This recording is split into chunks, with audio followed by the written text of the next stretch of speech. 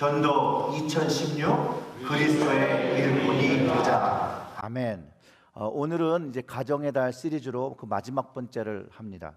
하나님이 축복하시는 가정. 그 첫 번째 순종, 두 번째 사랑, 세 번째 성령 충만. 오늘은 은혜입니다.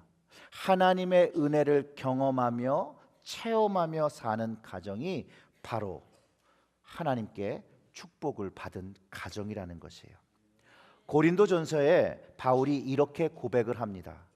나의 나 된 것은 하나님의 은혜로 된 것이니 내게 주신 그 은혜가 헛되지 아니하여 내가 모든 사도보다 더 많이 수고하였으나 내가 아니요 오직 나와 함께 하신 하나님의 은혜로다라고 고린도 15장 10절에 밝히고 있습니다. 이 바울의 이 말씀은, 이 은혜에 대한 말씀은 오늘 저희들이 읽은 그 본문의 내용과 이렇게 short 버전으로 줄여놓은 그런 말씀입니다. 사도 바울의 현재 모습이 하나님의 은혜로 영향을 받고 그 은혜로 인해서 말하고 행동하고 생각하고 실행하면서 자신의 행함, 자신이 이룬 것 그 모두가 하나님의 은혜 없이 될 수 없다고 고백하고 자신이 한 것이 없다라고 겸손한 모습으로 모든 것이 하나님께서로부터 되었다라고 은혜를 고백하고 감사를 고백하는 것을 우리가 알 수 있습니다. 사도 바울이 말하는 이 은혜가 도대체 뭐길래 그의 삶을 송두리째 변화시키는 사건이 되었는지 여러분들 궁금하지 않으십니까? 또한 그의 삶을 송두리째 바꿔버린 그 하나님의 은혜를 경험하고 싶으지 않으십니까? 혹시 여러분 중에 사도 바울처럼 나의 나 된 것을 하나님의 은혜로 고백하시고 내가 이루고 성취한 그 모든 것이 나와 함께 하시는 하나님의 은혜라고 고백하시는 분들은 아멘 하시면서 하나님을 찬양하시기를 바랍니다. 그리고 이제 우리의 가정이요, 우리의 가정된 것이 하나님의 은혜로 된 것이니 우리 가정에 주신 그 은혜가 헛되지 아니하여 우리의 가정이 다른 가정보다 하나님을 위하여 더 많이 수고하지만 그것은 우리의 힘이 아니라 오직 우리와 함께 하신 하나님의 은혜라고 고백하는 가정이라면 하나님의 축복을 벌써 이미 받은 그 기쁨과 찬양과 행복으로 가득한 가정일 것입니다. 바로 우리와 함께 하시는 하나님의 은혜 때문이라는 것이죠. 사랑하는 성도 여러분, 이렇게 하나님의 은혜가 이렇게 중요한 것이기 때문에 우리는 늘 은혜를 받아야 된다, 은혜를 경험해야 된다라고 말하는 것입니다. 은혜를 받는다는 말이 여러분 무엇입니까? 은혜 충만하다는 말이 도대체 무슨 말인지 여러분 설명하실 수 있으십니까? 하나님의 은혜를 체험했다라고 하면 여러분들은 무엇을 가장 빨리 떠올리십니까? 이 하나님의 은혜에 대한 정의를 제가 오늘 굉장히 쉽게 가르쳐 드리겠습니다. 뭐 그렇다고 이게 꼭 맞는 건 아닐 수도 있어요. 하나님이 사랑이신 거 맞습니까? 우리 모두는 하나님은 사랑이시고 거룩하신 것을 다 안다라는 거예요. 그럼 하나님의 사랑과 은혜 가운데 무슨 연관 관계가 있냐면 하나님이 사랑이신 것이 당연한 일인데 그 하나님의 사랑이 내게 경험된 것, 그걸 은혜라고 부릅니다. 하나님이 사랑이신 게 분명한데 내가 경험을 하지 못하면 은혜를 알 수가 없는 것이죠. 은혜가 무엇인지를 모르는 것이죠. 그냥 하나님은 사랑이실 거를 내가 동의하고 아는 것에 머무르고 맙니다. 그러나 하나님의 사랑이 내 인생 속에서 경험되어지면 하나님의 은혜가 내 삶에 있구나라는 고백이 생기고 하나님의 은혜가 내 삶 속에 있으니 내 인생에 감사함이 생기고 찬양함이 생기고 하나님 예배드리는 마음이 생겨 여러분들이 다 오늘 이 자리에 나와서 하나님의 사랑이신 그 사랑을 경험하고 그 사랑의 은혜에 감동하여 오늘 이 자리에 나와 하나님께 찬양하며 예배 드리는 것이 아닙니까? 저는 개인적으로 은혜를 생각하면 만남을 기억합니다. 하나님의 그 만남의 체험. 저는요 진짜로 하나님을 인격적으로 만나기 전에는 은혜가 뭔지를 몰랐습니다. 하나님이 사랑이신 건 들었죠. 하나님이 사랑일 거라는 것도 추측할 수가 있었어요. 그런데 듣기는 했으나 배우기는 했으나 그 사랑이 마음속에서 어떤 느낌으로 깨달아지는지 경험하지를 못했다라는 것이죠. 교회를 다녔긴 했지만 마음속으로 깨달아짐도 피부적으로 느껴지는 하나님을 경험할 수가 없었어요. 저희 담임 목사님 그 당시에 우리의 죄를 회개해야 된다, 용서받아야 된다, 하나님과 주님을 만나야 된다고 늘 소리를 치시던 분이었어요. 그때는 몰랐죠. 근데 저도 이제 목회자가 되어서 동일한 메시지를 전하며 복음을 전하며 소리를 지릅니다. 어제 아침에 저의 담임 목사 되셨던 신경화 감독님이 제 페이스북에 이렇게 글을 하나 남기셨어요. 얼마나 수고가 많소. 한결같은 섬김의 목회로 승리 목회 이루소. 샬롬. 아들 같은 저에게 격려의 말씀을 남기셨는데 막 힘이 나더라고요. 어떤 마음으로 무엇을 말씀하시는 것을 너무나도 잘 이해하기 때문에 이것이 힘이 되어지고 위로가 되어진다는 것이죠. 그러나 우리 담임 목사님의 말씀을 전혀 이해하지 못할 때는요, 제 마음속에 아이고 우리 목사님 오늘도 왜 이렇게 소리를 지르시나, 똑같은 말씀을 왜 이렇게 반복하시나, 왜 이렇게 설교가 기시나 늘 궁금했죠. 저 이유를 압니다. 복음을 아신 목사님의 안타까움과 열정이 담겨 있으셨죠. 영혼에 대한 안타까움이었죠. 주님의 은혜를 입은 이로써 주님의 마음을 이해하며 그 영혼의 안타까움 때문에 그 시간에 하나님의 것을 알리고 싶어하는 그 마음이셨다라는 것이죠.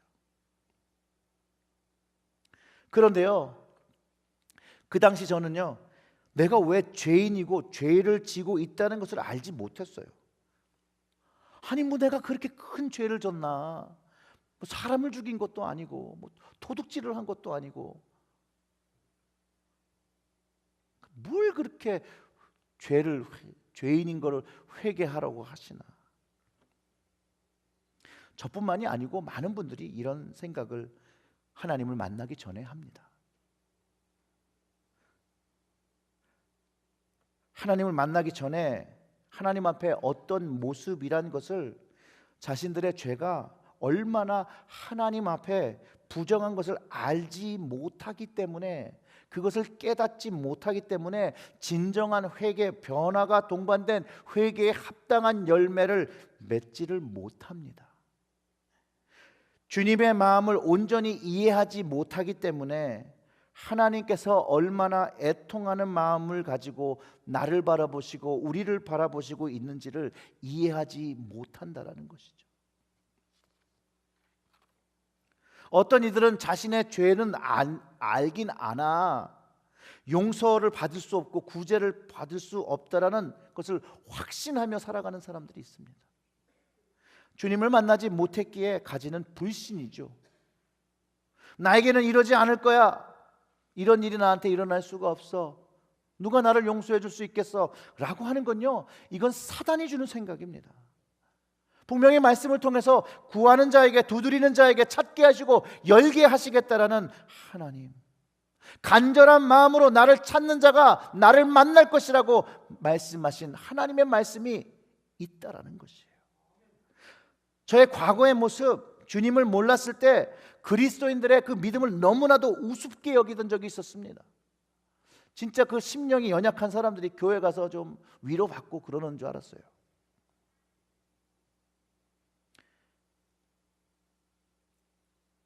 교회는 다녔죠. 그런데 제가 하나님에 대해서 너무 모를 때 하나님을 만나게 됐다는 것이에요. 물론 인격적으로 하나님을 만나기 전에 교회 다녔죠. 놀러 다녔죠. 단 한 가지 이유 때문에 다녔습니다. 언제가 처음으로 교회를 갔는데 그 교회 안에 가보니 너무나도 평안함이 있어서, 다른 건 다 모르겠고 그저 내가 느낄 수 있는 그 평안함이 있어서 교회를 다니기 시작했습니다. 가정에 있는 것보다, 세상에 있는 것보다 그래도 그 안에 있는 것이 평안함이 있어서. 하지만 하나님을 알지 못했죠. 그러다 다니다 보니 친구들이 생겨서 계속해서 교회를 다니게 되었습니다. 인간적인 부분을 많이 가지고 다녔죠. 3년 이상 그런 모습으로 다녔습니다.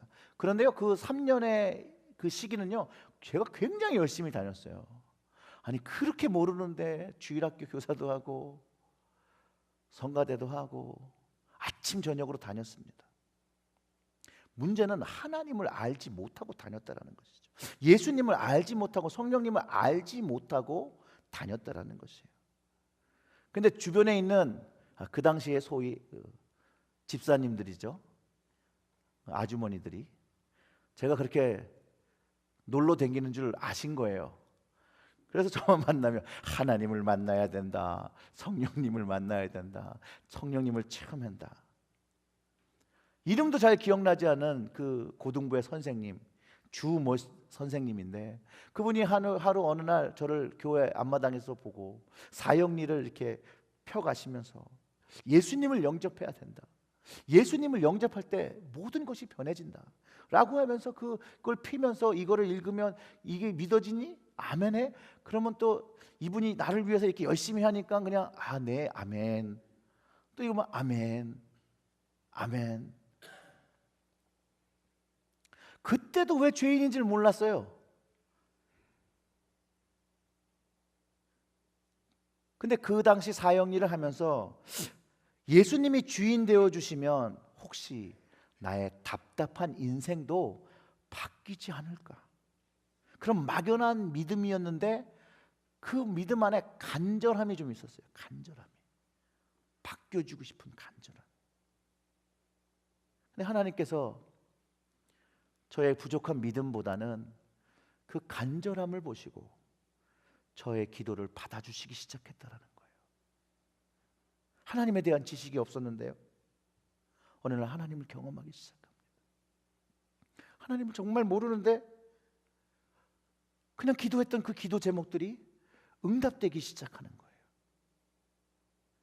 그것을 계기로 하나님께서 살아계시다는 것을 구체적으로, 피부적으로 깨닫는 경험들을, 체험들을 하기 시작합니다.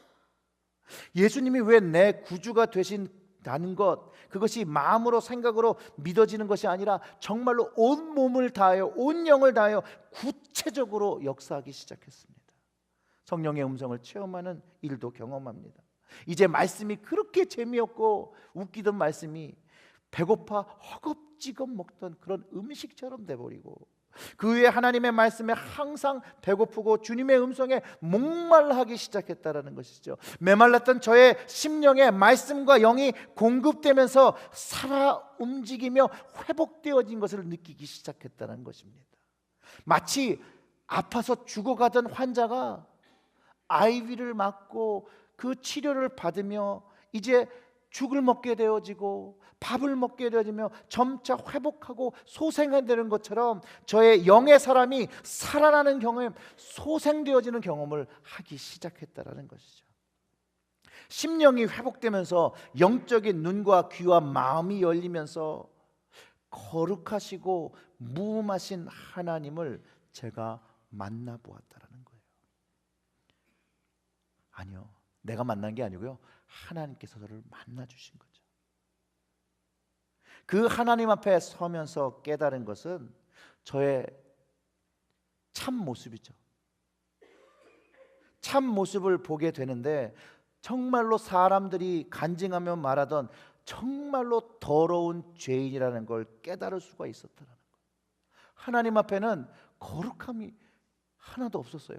의로움이 하나도 없었고 정결함이 하나도 없는, 그저 육체의 생각과 마음과 하나님 앞에 감히 고개를 둘 수 없는 너무나도 더럽고 정욕적인 죄인의 모습 그 자체였겠다라는 것이죠. 그런 모습을 하나님을 볼 수 없기 때문에 그 순간 죄를 자복하게 되고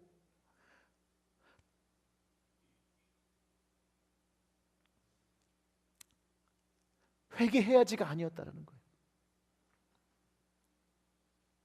그냥 마음이 깨어지는 것 같은 그냥 죄인입니다. 하나님 정말 죄인입니다. 하나님께서 저의 진실하고 나의 나된 모습, 그 죄인 더러운 모습을 고백하고, 하나님 이런 모습으로는 하나님 앞에 설 수 없으니 깨끗한 모습으로 서기 원한다라고 부르짖을 때 바로 주님의 십자가가 보이며, 그 주님의 그 십자가의 화목제가 나를 깨끗해 하시고 나와 하나님 사이에 막힌 그 죄가 사라진다는 것을 경험하기 시작한다는 거죠. 그러므로 이제 그리스도 안에 있는 자는 결코 정죄함이 없나니 하는 말씀이 믿어지고 제 마음으로 파고 들어올 때 눈에서 나오는 눈물이 아니라 심령으로부터 끓어오르는 뜨거운 회개의 눈물이 펑펑 쏟아지기 시작했다라는 것이죠. 하나님이 나의 죄를 문제를 해결하기 위해서 그 아들을 화목제를 주셨다는 믿어짐, 주님께서 아파하신 것, 피를 흘리신 것, 그것이 나의 죄를 위한 것이라는 것을 경험하며 죄로부터의 자유함, 해방감을 맞이하게 됩니다. 로마서 5장 8절의 말씀이죠.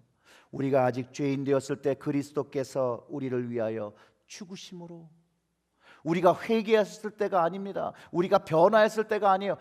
죄인이었을 때 그리스도께서 나를 위하여 죽으심으로 하나님께서 우리에 대한 자기의 사랑을 확증하셨다는 거예요. 확증하셨다는 거예요.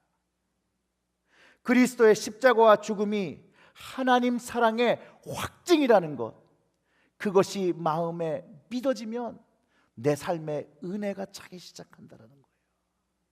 하나님의 사랑을 경험하고 이것이 나를 위한 것이라는 것을 아는 순간, 그 경험하는 그 순간부터 내 마음에 하나님의 은혜가 가득 차오르기 시작합니다.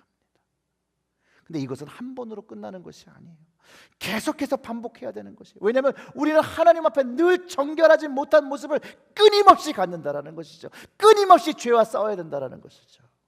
그리고 하나님의 싫어하는 모습을 우리는 반복한다라는 거예요. 그런데 정말로 귀한 은혜는요, 회개하고 십자가의 용서의 은혜를 계속 받으면 받을수록, 하나님의 사랑이 깊어지면 깊어질수록 우리의 은혜의 삶은 깊어지게 되고, 주님의 마음을 이해하고 경험하면 경험할수록 주님께 가까이 나아가니 주님을 닮아가기 시작한다는 것이죠. 주님을 닮아 성화되어진다는 것이죠. 그래서 오늘보다는 내일의 주님 앞에 저 나은 모습으로 살기 위하여 기도하게 되고, 말씀을 보게 되고, 주님의 말씀을 삶으로 살아내기 위해서 정진하게 된다는 것이죠. 작년보다 올해가 나아야 될 때도 있는데 안 그럴 때도 있어요. 오늘이 어제보다 나아야 되는데 안 그럴 때가 있다는 것이에요. 그래도 거기서 주저앉지 아니하고 다시 우리가 죄인 되었을 때 그 아들을 주신, 그것을 통하여 하나님의 사랑을 증명하신, 확증하신 그분을 기억하며 다시 하나님께로 나아가야 된다는 거예요. 주님의 은혜를 구하며 나올 때 하나님은 외면하지 않으신다는 것이죠. 우리에게 필요한 은혜를 주신다는 것이죠. 이 은혜가 없이는 주님 앞에 설 수가 없다는 것이죠. 그래서 회개는 필수이자 축복이라는 것이에요. 이 돌이킴, 다시 주님께, 하나님께 나아가는 것입니다. 이 하나님의 사랑이요, 예수님을 통해서 우리들에게 전달되었습니다. 내리사랑이에요. 이 주님의 사랑이 제자들에게 전해졌고 그 주님의 마음과 은혜를 깨달은 제자들이 다음 세대에 전하고 그 다음 세대가 또 전하고 전해서 오늘 이 땅에 우리가 그 사랑을 은혜로 경험할 수 있다라는 것이에요. 그 사랑을 내 마음에 두며 내가 은혜를 누리며 살아간다라고, 은총을 받으며 살아간다라고 고백하고 이 은혜로 내가 오늘도 숨을 쉬고 살아갈 수 있구나라는 고백을 하며 드리는 예배를 하나님께서 받으신다라는 것이죠. 사랑하는 마음이 있을 때 하나님이 더욱더 가까이 느껴지게 됩니다. 예수님이 더 가까이 느껴집니다. 하나님을 느낄 수 있는 그것이 은혜라는 것이에요. 하나님의 사랑이 나에게 가까이 오는 것, 내 가정에 가까이 있는 것, 우리의 가정 속에 주님이 가까이 계시는 그 임재를 느낄 수 있다라면 우리의 가정, 저의 가정과 여러분의 가정은 하나님께 이미 축복을 받은 가정인 것을 믿으시기를 주님의 이름으로 축원합니다. 주님을 처음 만났을 때는 잘 몰랐습니다. 그 은혜는요, 성령님이 함께 하심으로 이해되어지는 것이에요. 성령님이 함께 하심으로 받을 수 있는 것이에요. 그 은혜가, 그 하나님의 사랑이 나에게 경험된 것, 내가 의도하거나 받을 수 있는 것이 아닌데 성령님께서 전적으로 우리에게 부어주시는 통로의 역할을 하고 있다는 것입니다. 오늘의 그 말씀이 하나님의 사랑이 우리에게 이렇게 나타난 바 되었으니 하나님이 자기의 독생자를 세상에 보내심은 그로 말미암아 우리를 살리려 하심이라. 이 말씀을 보면요, 김일영이가 착하고 신실하고 좋은 사람이라서 남들보다 조금 괜찮아서 그 대가로 하나님이 자기의 독생자를 보내고 살리셨다라고 말하고 있지 않습니다. 하나님은 죽어가는 사람들을 보고 죽어가는 저를 보고 긍휼한 마음에 하나님의 사랑으로 그 아들을 보내셨다라고 우리에게 가르쳐 주시고 계십니다. 하나님의 사랑이 죽어가는 저를 보며 우리를 보며 긍휼한 마음을 품으시고 자신의 독생자를 이 땅에 이 세상 속에서 죽어가는 영혼들을 위해 보내신 그것을 여러분 마음에 거의 담으시기를 주님의 이름으로 축원합니다. 우리를 사랑하셔서 구하기 원하셔서 하나님의 사랑이 바로 강권적인 은혜라는 것이에요. 그냥 주시는 은혜라는 거예요. 이 구속의 은혜를 가정에서 누리는 집, 바로 하나님의 축복을 얻은 가정이라는 것이죠. 근데 여기에 문제가 있어요. 이 조건 없는 은혜는 왜 누구는 받은 것 같고 누구는 안 받는 것 같으냐 이거예요. 혹시 어떤 가정은 막 받아서 막 그러는 것 같은데 왜 나는 아니지? 라고 질문할 수가 있다는 것이에요. 왜 하나님의 은혜는 받는 이도 있고 못 받는 이도 있을까요? 여러분 아십니까? 하나님이 차별하시는 걸까요? 하나님 차별하시지 않는데 분명히 말씀을 통해서 하나님은 악인과 선인에게 동일하게 해와 비를 공급하시는 하나님이라고 말씀하셨는데 왜 은혜를 받는 사람과 못 받는 사람처럼 그렇게 나눠지게 보이는 현상을 우리가 갖냐는 것이에요. 그 답은 마음의 그릇의 위치입니다. 그 마음의 그릇이 하나님을 보고 열려 있으면 하나님께서 조건 없이 주시는 은혜를 받을 수 있다라는 것이죠. 근데 만약 이 그릇이 엎어져 있다라면 하나님께서 아무리 부어 주셔도 하나님의 은혜를 담고 살아갈 수 없다라는 것입니다. 열왕기 21장 13절에 예루살렘을 이스라엘을 심판하시면서 이런 말씀을 하십니다. 사람이 그릇을 씻어 엎음같이 예루살렘을 씻어 버린다라고 하시는데 여기서 엎어놓은 그릇은 아무것도 더 이상 공급하지 않는다는 하나님의 의지가 담겨 있는 것이죠. 근데 이 그릇에서 제가 좀 착안을 했습니다. 자, 만약에 이 엎어진 그릇이 열린다라면, 만약에 우리의 심령의 그릇이 하나님의 은혜를 받기 위해, 사랑을 받기 위해 활짝 열려 있다라면, 우리는 분명히 하나님의 은혜를, 공평하신 하나님께서 부어주신 그 사랑을 우리는 경험할 것이라는 것이에요. 근데 우리의 상태는 어떤 상태입니까? 여러분의 상태는 어떤 상태입니까? 이것이 열려 있는 것입니까? 아니면 엎어져 있는 것입니까? 다윗에게 말씀하신 그 말씀으로 기억해 볼 때, 하나님께 활짝 열렸던 그 다윗은 자신의 잔이 넘친다라고, 하나님께서 부어주시는 걸, 그 채우는 걸 넘어서 넘친다라고 고백하였습니다. 사랑하는 성도 여러분, 여러분의 심령의 잔은 하나님의 기쁨으로 넘치십니까? 좀 조용하시네요. 근데 만약 우리의 심령이 엎어진 그릇과 같다라면 아무리 하나님의 은혜를 주셔도 담을 수가 없다라는 것이에요. 그러나 이것도 은혜예요. 하나님의 은혜가 담을 수는 없는데 좀 적셔지긴 된다는 거예요. 적셔져. 그릇 뒤편에 적셔는 진다라는 거예요. 근데 오래 갈 수가 없다라는 것이에요. 흐를 건 흐르겠죠. 남아있는 그 몽골들은 시간이 흐르면서 증발하게 되겠죠. 담을 수가 없으니 오래 갈 수도 없고, 담은 것이 없으니 나누어 줄 것도 없은 거예요. 그러니 우리가 복음을 이해하는 것 같고 복음을 아는 것 같지만, 복음의 삶을 살아야 되는 나누어줌의 삶, 나눔의 삶, 그것이 우리의 현실 속에서 되어지지 않는다라는 것이죠.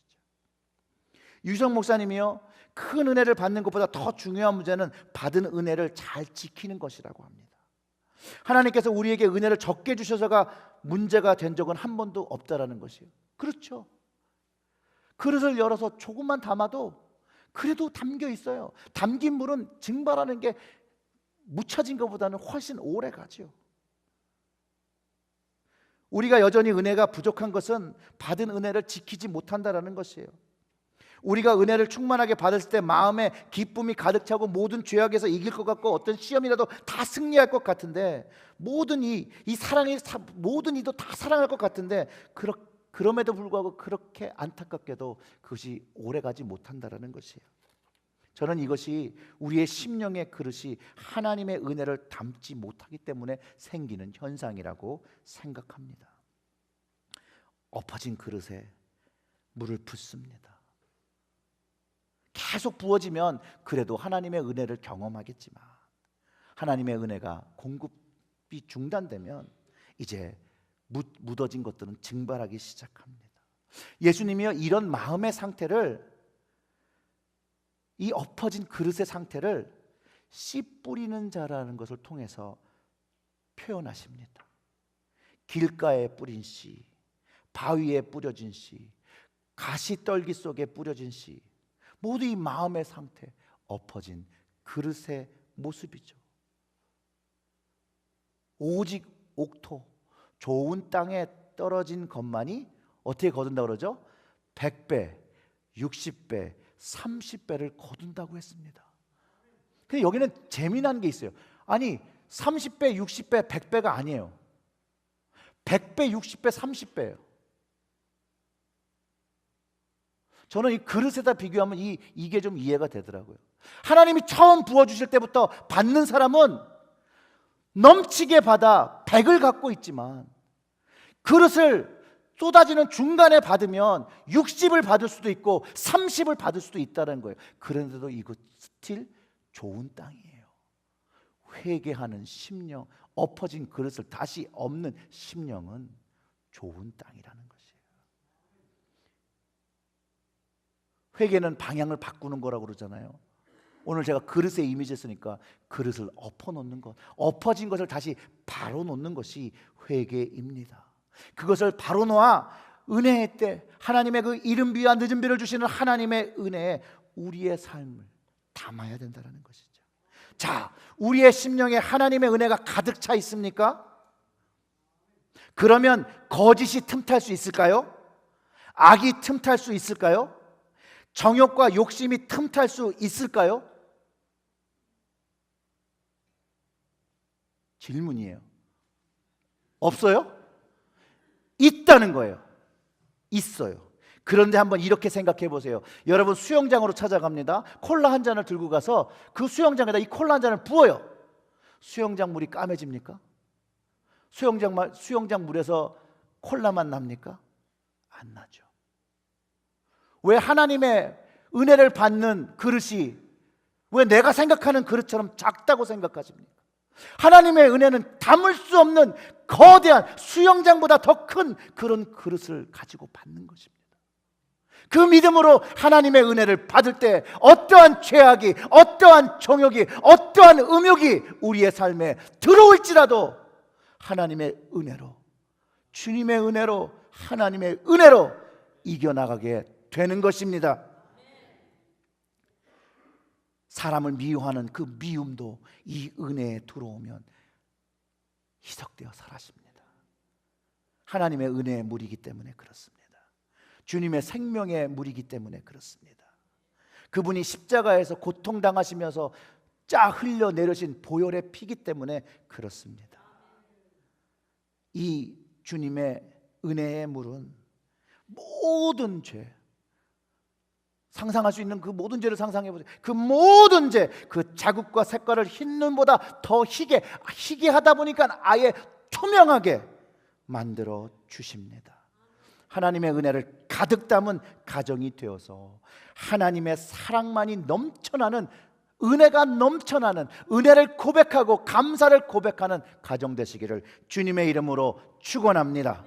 고린도후서 9장 8절의 말씀이요, 하나님이 능히 모든 은혜를 너희에게 넘치게 하시나니 이는 너희로 모든 일에 항상 모든 것이 넉넉하게 하여 모든 착한 일에 넘치게 하려 하심이라.